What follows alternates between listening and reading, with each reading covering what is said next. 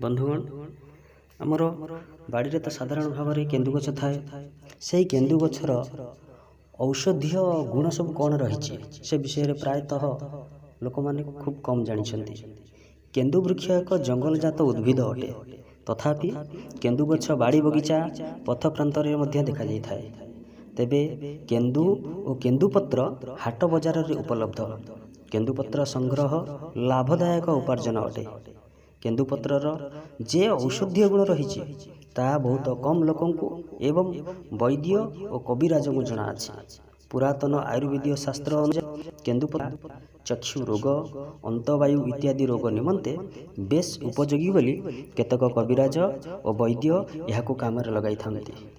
केतक अभिज्ञ अनुभवी कविराज वैद्य स्वीकार करती जे केन्दुपत्र खलिदान भोजन कले हजम शक्ति वृद्धि पाई थाए। अधकपाळीर जंत्रणा चिकित्सा झुणालेप औषध प्रस्तुति करिबारे केन्दुपत्र को व्यवहार करिबारे सुफल मिले। कंचा केन्दुपत्र रे तैयारी हेइथिबा दनारे झुणा को भल भाव बंद करी ताहा उपरे कादुआ लेपी निआरे पकाई दिया जाए।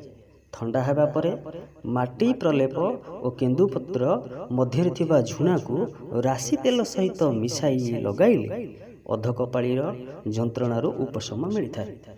अनेक वनवासी अंचल पोड़ा घारे वनवासी माने केन्दुपत्र रस प्रयोग करी भल करि थांती। एतद भिन्न चक्षु रोग अंतवायुनाशक पाई मध्य केन्दुपत्र को औषध रूपे व्यवहार करि थांती।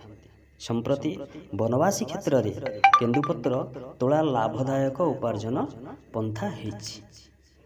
धन्यवाद।